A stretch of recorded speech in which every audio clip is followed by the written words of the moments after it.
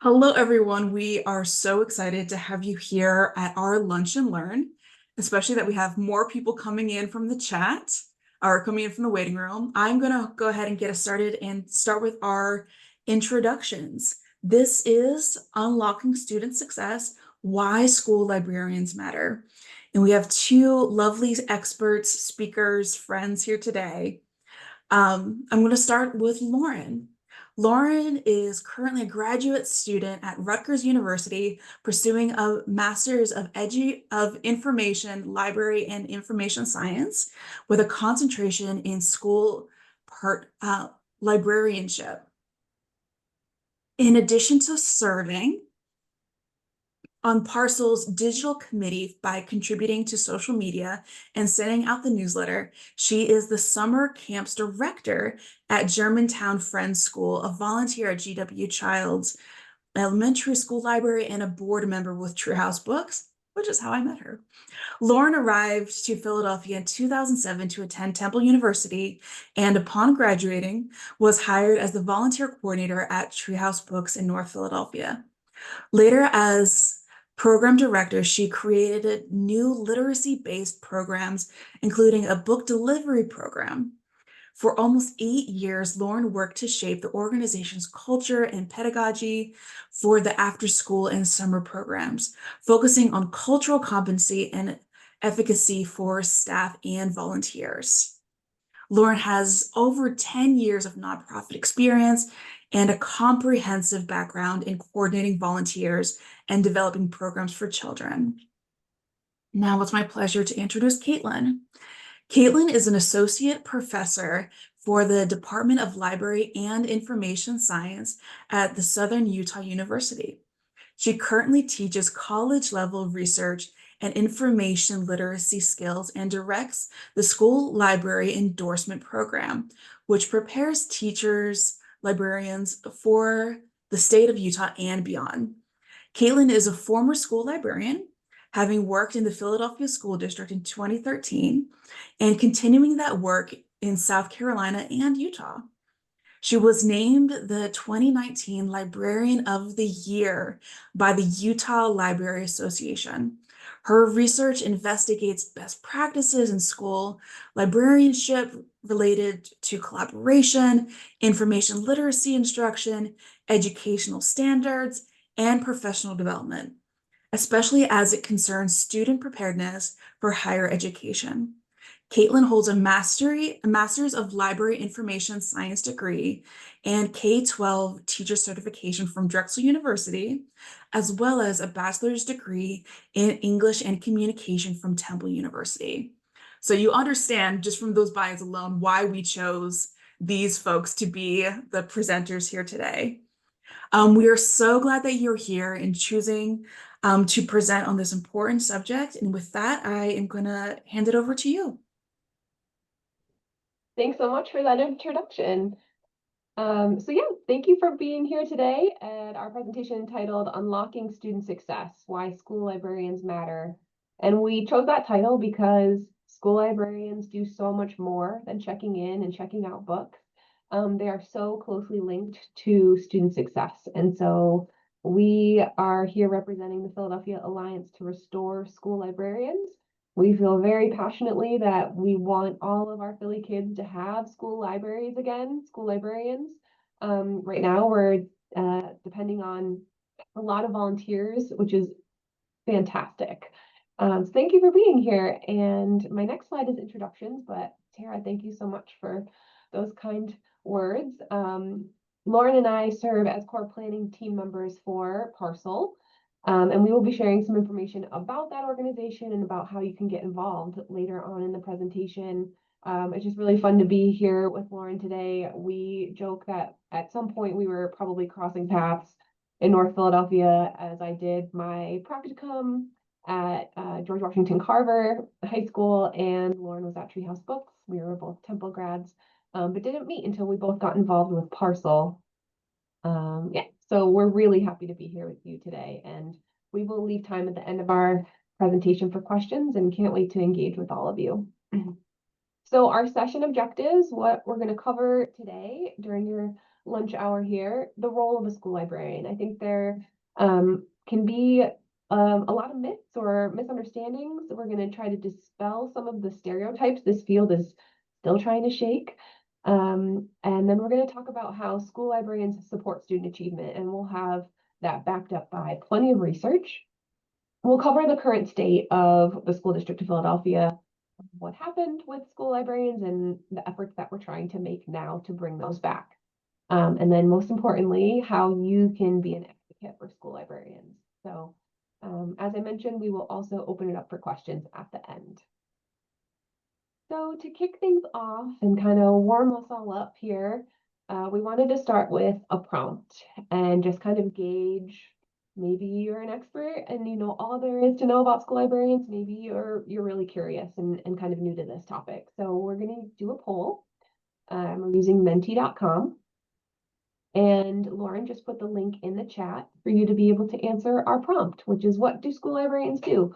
Don't feel pressure to have a perfect answer. It's okay if you just say, I am not really sure, because we don't have them in Philadelphia. Maybe you didn't have one growing up.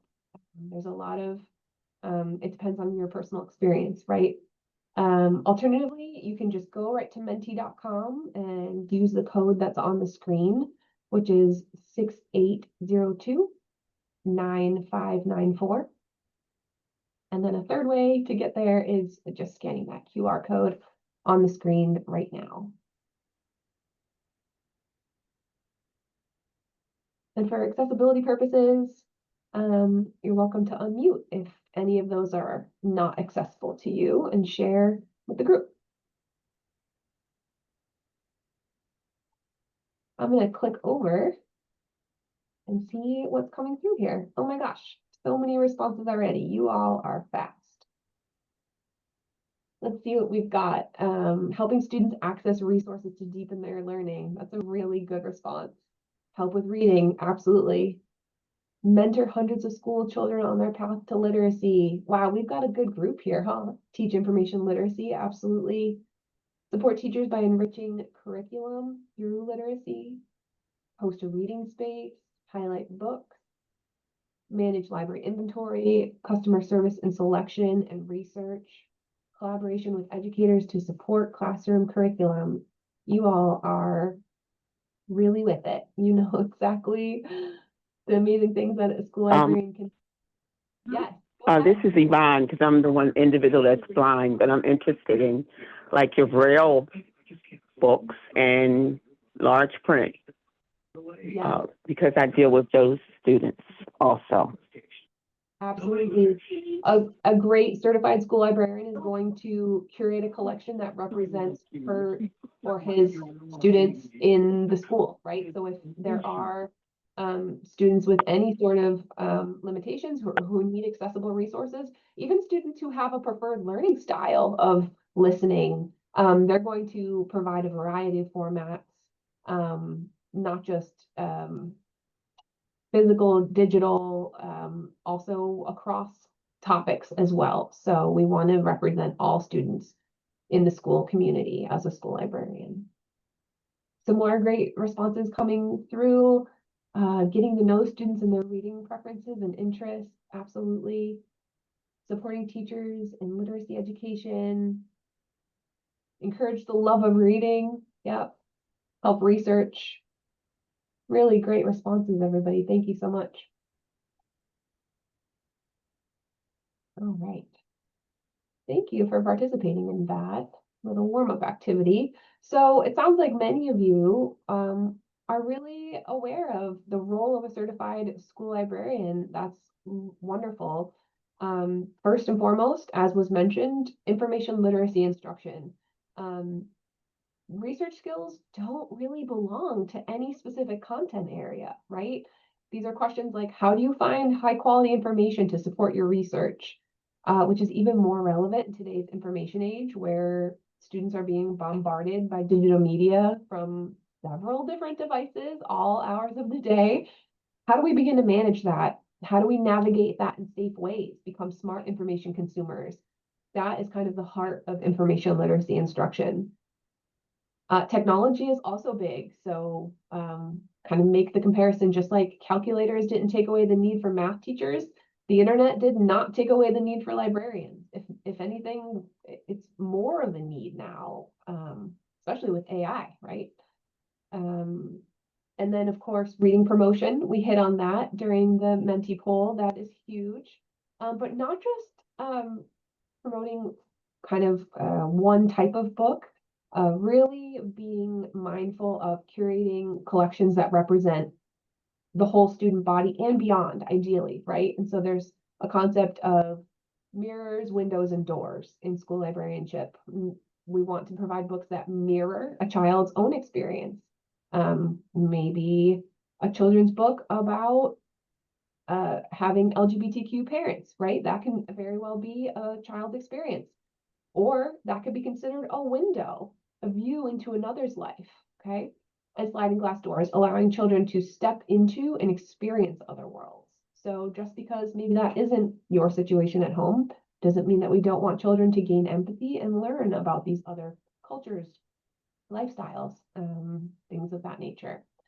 And then my last bullet point here, which is my soapbox about librarians, and it was hit on in the poll, collaboration. So this is such a beautiful thing when it can happen. 2 teachers in the room. I mean, that alone is so powerful. It does not take away from the precious time for curriculum that the classroom teachers need. Instead, it enhances it. It takes it to the next level, infuses information literacy skills, and provides also that third space for students and teachers to get out of their classroom. Maybe there's a maker space, they can get creative. It really is a space for everyone, not just the students, but also the teachers, to come take advantage of in a school. Very commonly misunderstood that school librarians, certified school librarians, are teachers, right? They have state core curriculum. They plan and teach lessons. They are information experts, both print and electronic. They are great with technology, support all the curriculum areas, and teach students how to learn. Information literacy skills I like to compare to like having an oar, and that provides the ability to row through that vast sea of digital information. We're teaching students metacognition. They're learning how to learn in the library. They're learning to love learning. The library is maybe the only place in the school that they can really explore and have a lot of choice and control, outside of in the classroom where they are learning, the standards that are going to be tested. The library is more of a laboratory for their interests, which of course is going to increase that love of learning. I want to dispel the myth that ELA teachers should be doing this. We love ELA teachers because they are by far the librarian's best collaborator. And it's not at all to take away from them, except maybe the pressure to do more when their plates are already more than full with things they need to be teaching. This study was done by the University of Arizona Libraries, and information literacy achievement was studied in 3 different environments. So treatment group 1 received information literacy instruction from their English instructor. Treatment group 2 received information literacy instruction from a librarian.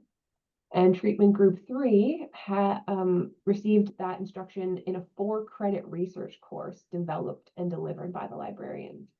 So for accessibility purposes, I'm just describing a chart here on the screen, and treatment group 1 didn't show any growth between their pre and post test scores. Treatment group 2 and 3, where the librarians were involved, there's larger growth there. So yeah, we want this to be a dedicated person in the school to be supporting these teachers, collaborating with them, and infusing that information literacy, digital literacy, and media literacy across the curriculum. Also, an internet connection is not enough. Our students live in this digital information society. In addition to some of the things we've already discussed, evaluating information is such a key piece of what a school librarian can do for students starting in elementary school, certainly even more important in the secondary years where their exposure to online is growing. We're helping students identify things like accuracy, bias, timeliness, credibility, how to use information ethically, right? This is so complex in the age of AI.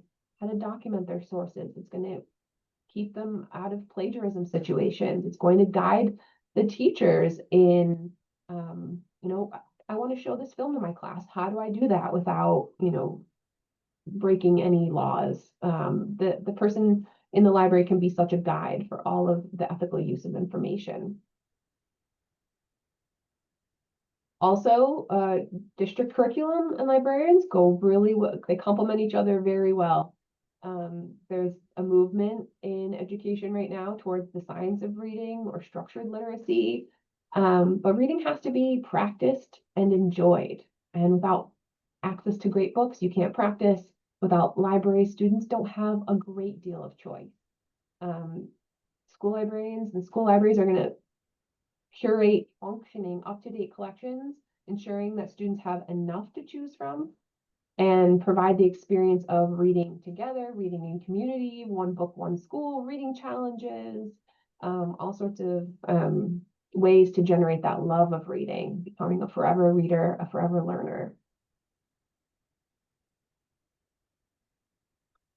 In a previous study that I was involved in called SLIDE, it was a school library investigation, kind of trying to see what trends were in school library hiring or firing, whether administrators were choosing to fill these roles or maybe reduce or even eliminate these roles from their schools.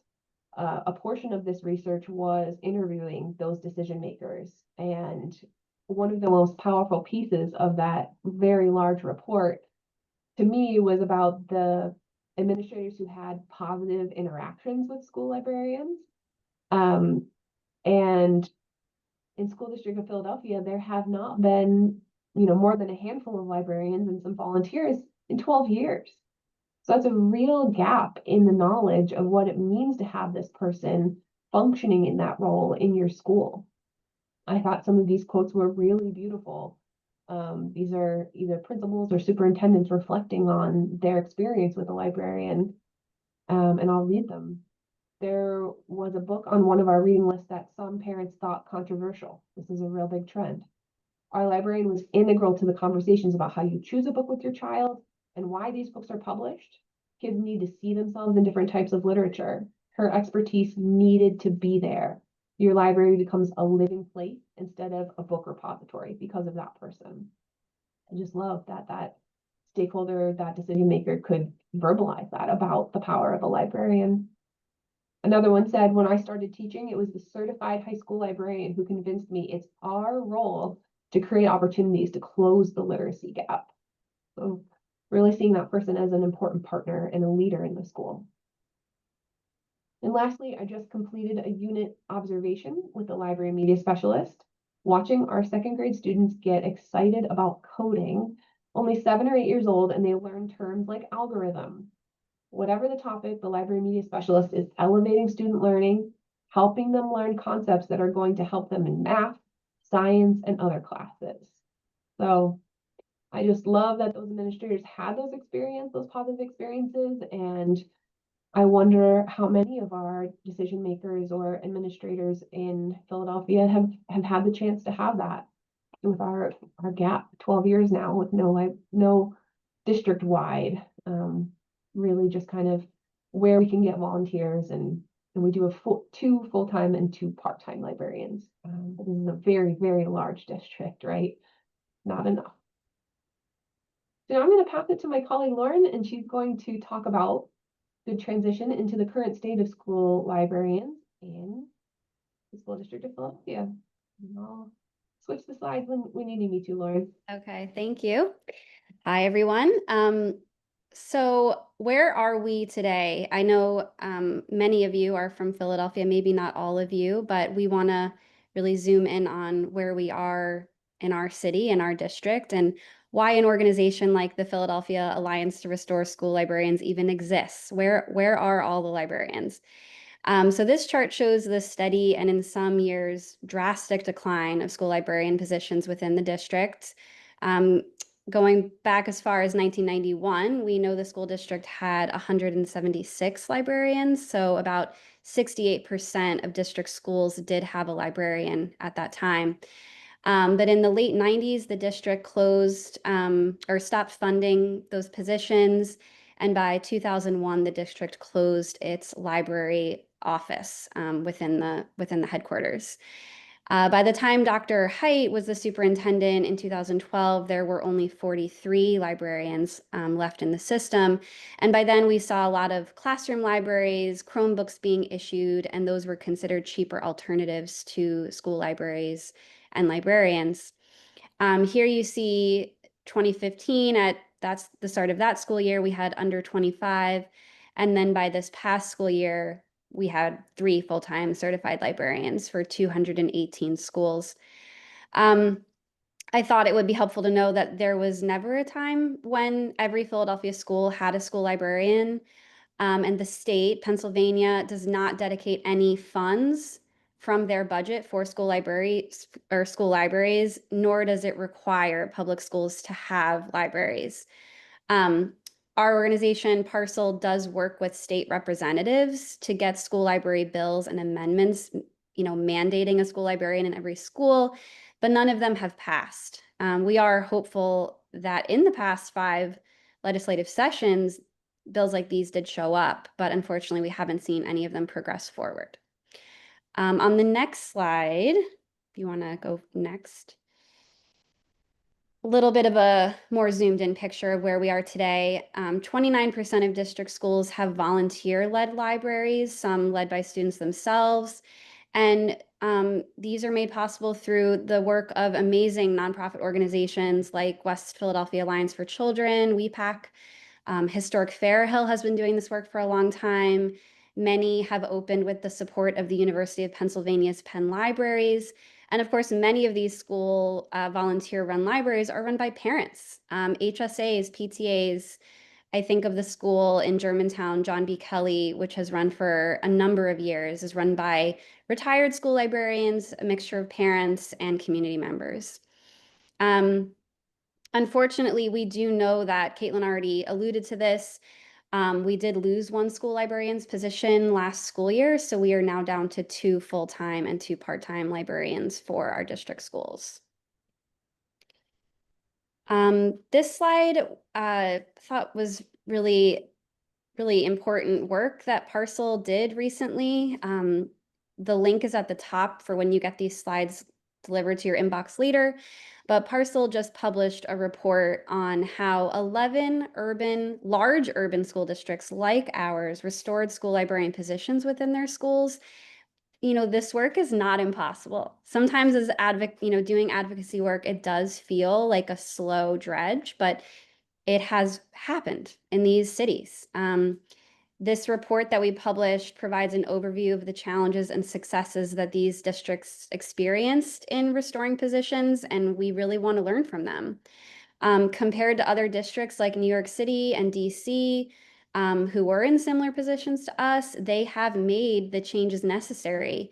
You can see New York City is now up to 550 librarians in their district. Their ratio went down, while our ratio remains 1 librarian for every, I think it's 39,000 students. We need to make that number, the gap, close over time. The next slide is a video that we wanted to share. This past June, the Philadelphia Alliance to Restore School Librarians, along with the Pennsylvania School Librarians Association and the national partner that we have, Every Library, we held a read-in outside the school district headquarters, and 130 people showed up, which made us feel really great. We're not alone in this work. And one of our supporters, Dr. Joyce Valenza, who is a professor at Rutgers and used to teach at the Cheltenham School District as the high school librarian, she was there, and we got her on video explaining just the vast inequity there is between what our kids are experiencing when compared to school districts that surround Philadelphia. So let's listen and hear what she has to say about that disparity.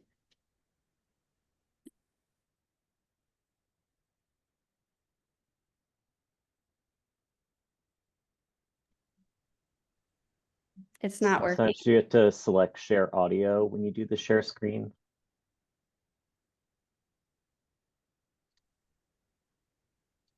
Of course, it worked when we tested it.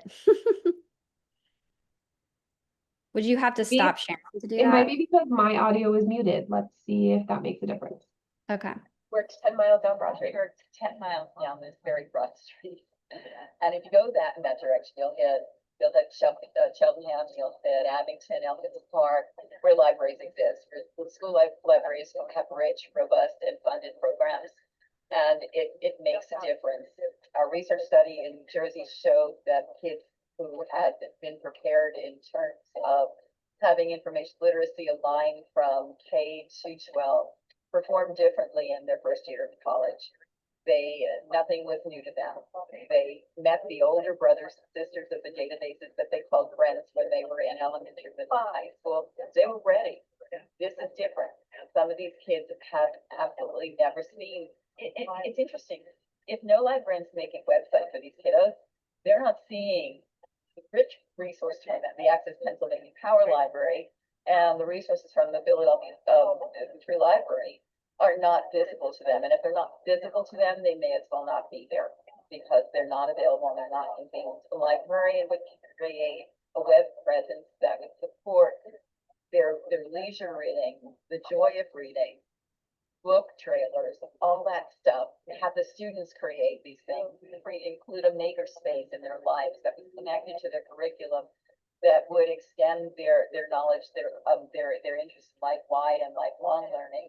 And they would have somebody who knew them from K to 6 and understood their specific interests, their individual passions, and watch them grow at the high school level from 9th to 12th grade and support all those things that are part of the individual and the whole child in a way a classroom teacher cannot.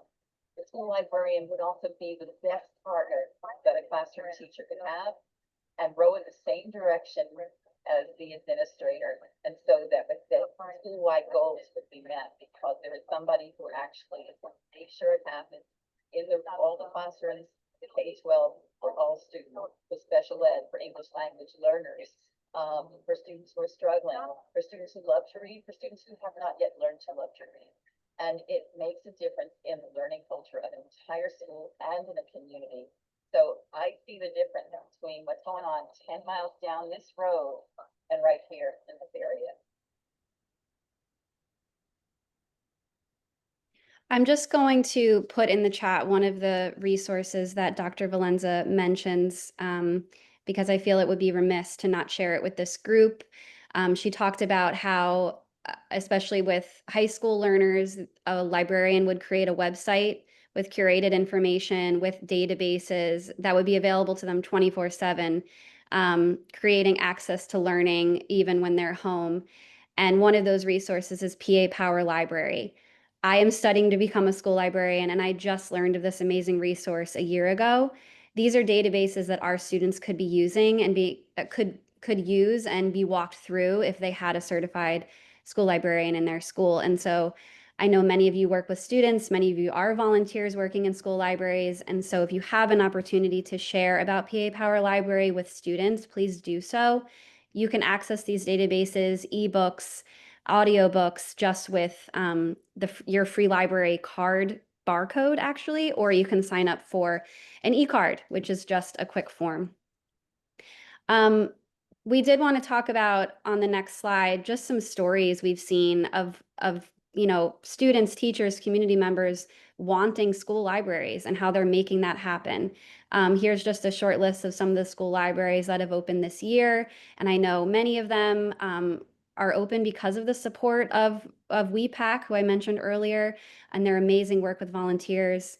And just wanted to note, out of all of this, there's one school on the list, Chaumont, who had a certified school librarian, and that was how they resurrected their program with the support of volunteers.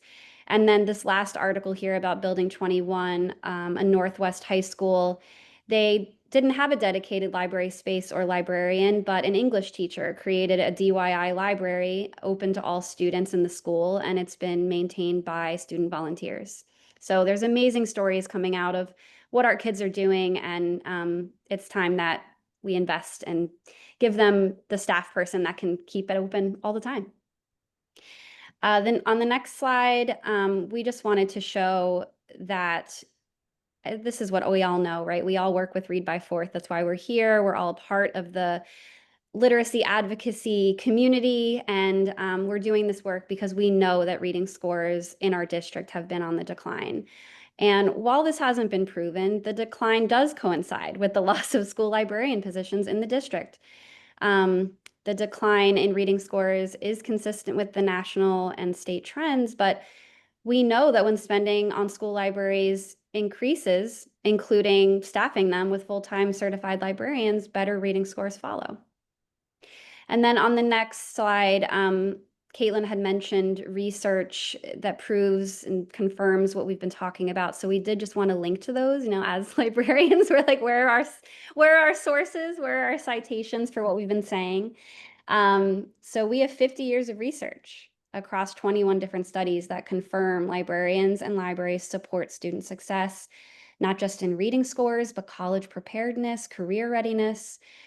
School librarians have a positive effect on student achievement, but most importantly to us, and being in Philadelphia, at-risk learners among Black, Hispanic, and English language learners benefit more proportionally from a certified school librarian than all students combined. Simply, fewer librarians translate to lower performance, and the kids who have a librarian make greater improvements academically.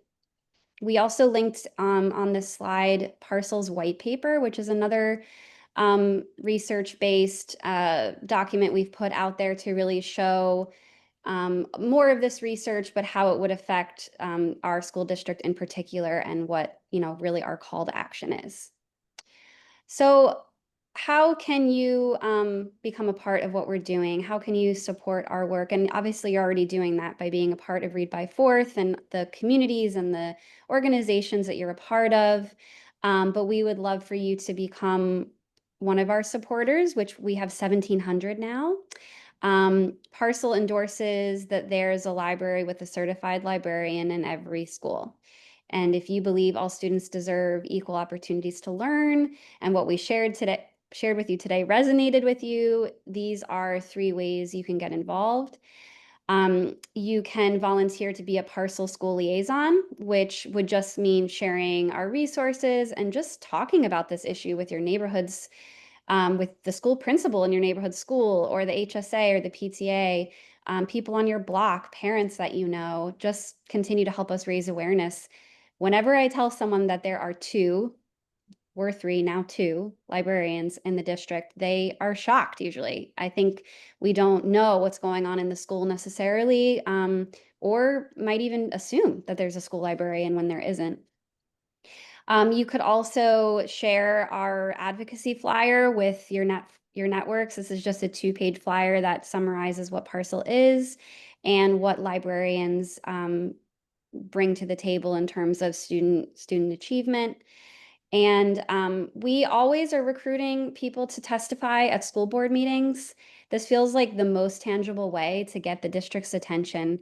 I was there last night. There were 3 student speakers. Students can sign up every month to come and speak. And the 3 students that came out last night, they all spoke about the need for school librarians in their schools. They're all in middle school. They're about to be thinking about high school, and they're worried that whatever school they choose is going to have a school librarian. And so that's what they came to testify about. We have 2 dates that we're really trying to get supporters to come out to school board meetings for. November 20th or December 4th are those upcoming dates. And then, of course, connecting with us on social media, and promoting our messages about school librarians to your network is another really great way to share the need and what we hope to see change in our schools. So the next slide, just some takeaways before we jump to the Q&A some nuggets we'd really like you to take forward.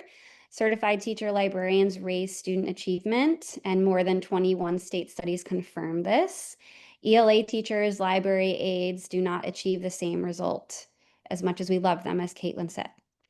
Students need the skills librarians teach to succeed in our global society. Information literacy, data literacy, visual literacy, media literacy. There's so many literacies that a librarian can tackle through their instruction and through collaborating with classroom teachers.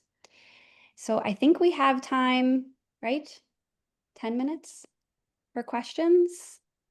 So I'm going to pass it over to you, Tara, to see if any have come in.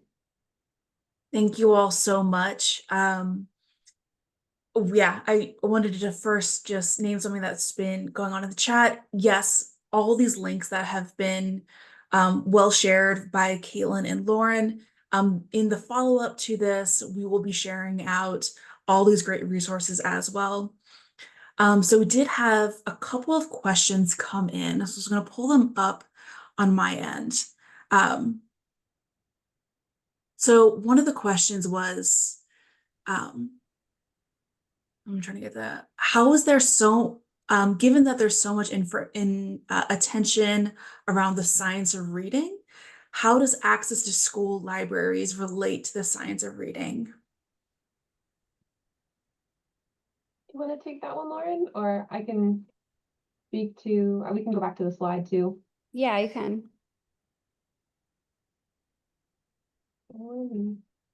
There it is. Yeah, we wanted to include this because it is becoming a part of the curriculum. Teachers are being trained in it, and it's great and it's important. It's necessary. Students need to be able to decode. They need to be able to understand the phonics of reading. They need that support, absolutely.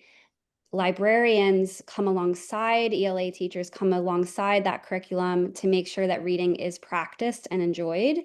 I mean, I always use my own kids as an example. I have a first grader and a fourth grader, and we are going to the library, our public library, sometimes 2 times a week because I cannot keep up with the books that they go through. I mean, they're strong readers. If we didn't do that, if they didn't have books at home, they wouldn't be practicing, they wouldn't be finding joy in what they're learning in the classroom. The two things cannot be separated in my mind. If you're not enjoying what you're doing, you're not going to keep doing it. And in order to have strong readers, they have to be choosing books that they want to read, having access to them all the time. Ebooks and digital books from a Chromebook are great. But again, using my own kids as an example, when they're home, if they have the choice to get on their Chromebook and go on Epic or some of the other tools the district has for reading digital books, it's harder to do at home with the Chromebook as a distraction. Having actual books in the home that have been taken out from a school library, you're going to see kids practicing that reading they're learning in school more. Anything you want to add, Caitlin? Yeah, I think that's a great point. Classroom libraries, and there's a place for leveled readers. There's a place for finding that just right book that's at your reading level, but a library is a place where that first grader can check out Harry Potter if they want to, and it's not their level, but maybe a family member at home is doing a read aloud, which is another accessible piece about reading and the enjoyment piece. So yeah, just echoing what Lauren said, that school libraries enhance the science of reading by connecting that structured literacy with the love of learning and then offering access and that place or that chance to practice. Great question. All right, and I also see that I believe Yvonne, you have your hand raised. Would you like to come off mute and ask your question?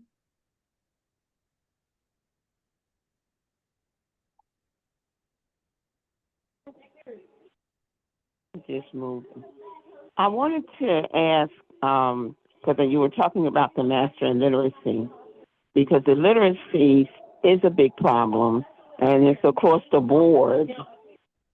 We're working on this stuff with the Read by Fourth, but a lot of things, and we've talked about it in our meetings, that we're giving out books, but one of the things that I found, and I am a teacher, is the high interest reading. And what I did like about the library piece is that they had high interest reading in subject matter, like sports. I found out that some of the children, they like sports, but they weren't really exposed to it. until we went to the library. And it was a subject thing that they had by subject. So I would like to know, because I just heard about when you talked about the Masters of Information and Literacy, how do you find out more information about it? Because I think that's a good piece where it should start.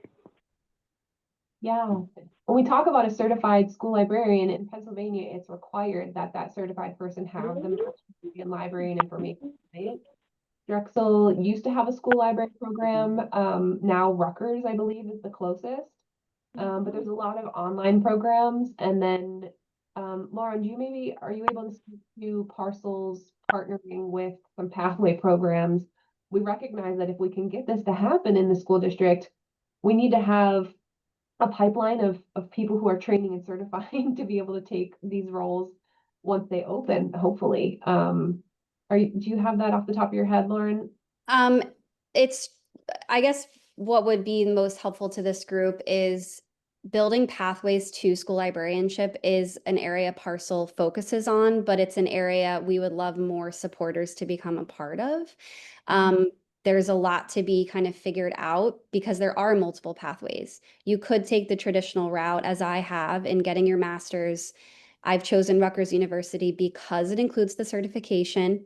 As someone has said in the chat, Pitt also has the certification as part of their library science program.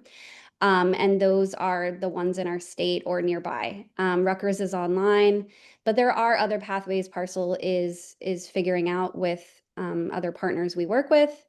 And one is thinking about the paraprofessionals that are in the school or current teachers that are within the school district that want to become librarians that already have that teaching certification. So there's multiple avenues we're exploring to really build that pipeline.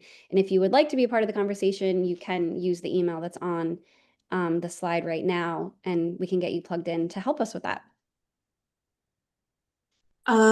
Related question is just, can you go into more detail of what is like required and like, what actually gets covered in this, like in order for someone to be a librarian? What are the pieces that they are learning? What does the curriculum look like for those going into a program or wanting to learn more about it? Lauren, you're probably the best because you're in your program right now. Yes. There's a lot of content on the information literacy piece. So right now I'm in a course that is about search and the information landscape. So that's how do you support students finding information, accessing information, evaluating information, citing information. Going to Google is not sufficient. And that is what a lot of our students are doing. These databases I just have shared in the chat from PA Power Library, even if a student had access to it, they need to be taught, they need instruction on how to make the most use of that database. And those are skills that they'll take into their freshman year of college and beyond, finding research, finding accurate sources, being able to make sense of what they're finding. So that's kind of one area I would say, the digital side of information literacy. Then there's building a collection. Some of the things Caitlin alluded to in her talk at the beginning. I've really found school librarians are like strategists. They come in, they try to understand the audience as best they can, try to understand the demographics, really understand who are the students that are in the school, not just in one grade, but in the whole school.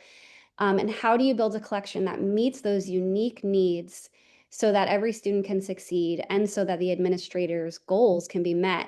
They're really identifying a problem, building a strategy, building programs that will help meet or help solve that problem, or like how to get kids to achieve academically with being English language learners, or from immigrant family, or maybe they're behind in a few grades. How do we get them to still love reading, find the books that they want to enjoy right where they are? If I could list one other thing in terms of course load, I am really learning. And if you go to a program where school librarianship is a focus, where you're going to get the skills you need to teach, it's going to be like a fast, like I don't have a background in education. I've worked in nonprofits. And so how do you get a fast track to like learning how to be an instructor, learning how to lesson plan, learning how to break down objectives so that students are walking away with what you want them to take away from a lesson. That's a big part, I think, of the school librarianship track in the library degree. Anything you would add, Caitlin?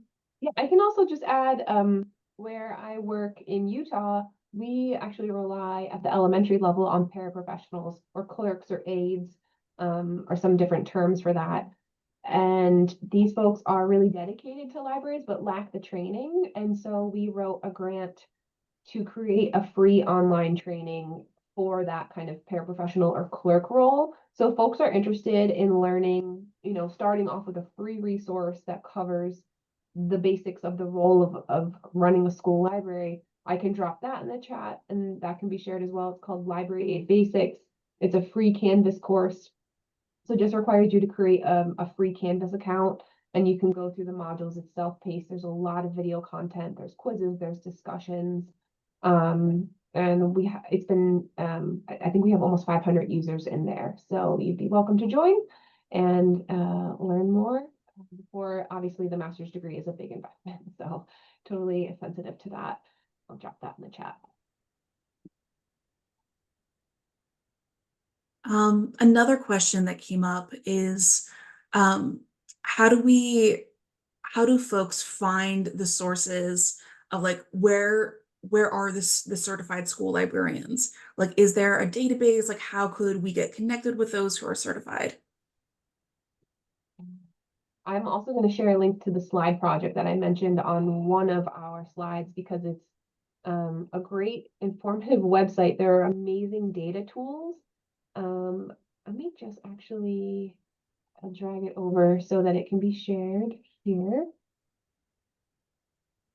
This was the School Librarian Investigation, a 3-year IMLS grant project that investigated just the current state nationally of school librarians. I had mentioned the 3rd phase, but there were 3 different phases of this project. And so you can read all of the publications, the perspectives report, infographics and videos, and then our voices of decision makers. That was what I highlighted, where we were interviewing stakeholders who either added, restored, reduced, or eliminated librarians from their schools.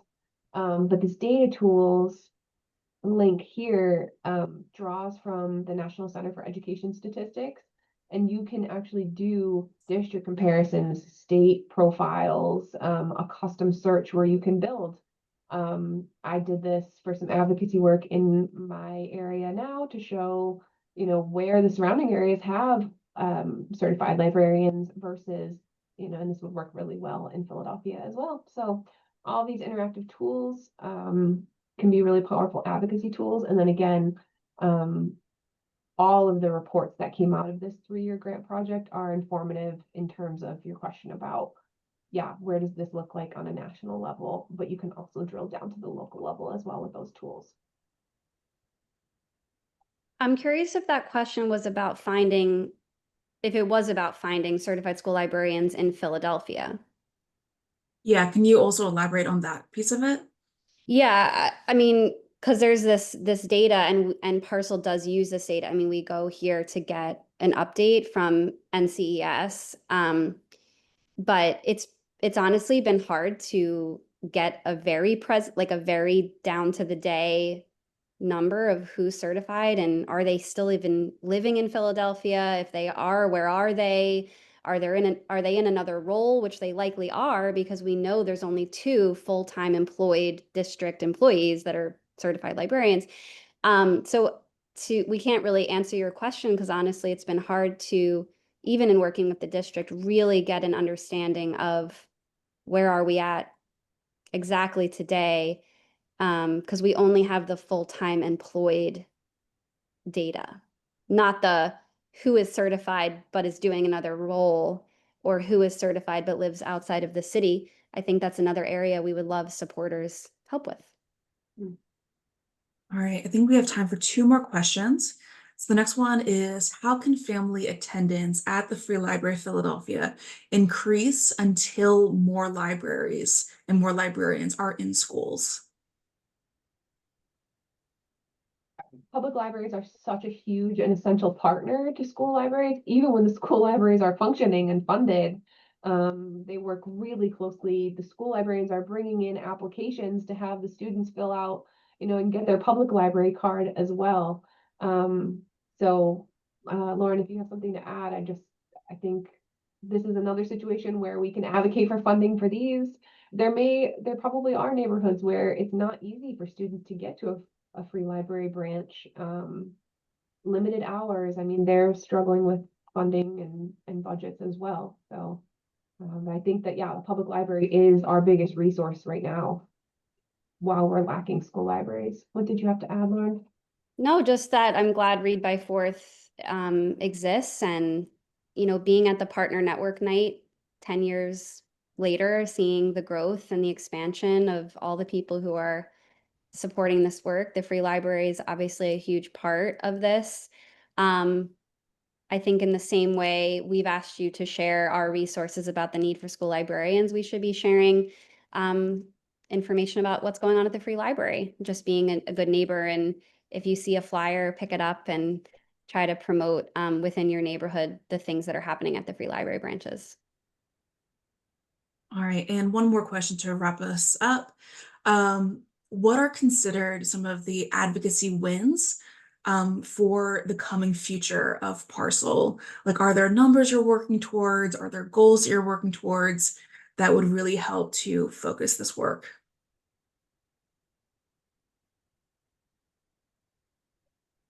Yeah, it's a big target sometimes. We're really grateful. So I can speak to, we had the IMLS grant. Parcel wrote and was awarded the district, in conjunction with the district, an IMLS grant was awarded to do initial stages of work. That was defunded this past year. So that is gone. So when I say it's a moving target, we're really grateful that the district is still willing to work with Parcel and still meeting with our core team. And they have stated their commitment to continuing to move forward. But of course, the loss of that IMLS grant was a blow to the progress that had been made over the past year or two. Lauren, what am I missing?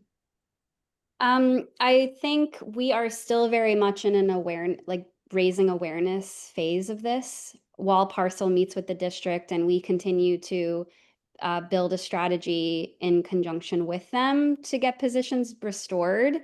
Without a budget, without dollars that are designated for this work, we can't go very far. And so I think going to a school board meeting, writing into the school board, just continuing to put this front of mind to our Board of Education and the superintendent is going to be huge. So I think raising awareness and supporting us in our work with the board would be great. All right, thank you all so much. This is going to be the end of our Lunch and Learn. As I mentioned before, these resources, these links, this email are going to get shared after this session and will live on a blog post on the Read by Fourth website. Thank you, Caitlin. Thank you, Lauren. We appreciate your time. And thank you all for those who could be here live today. We appreciate you.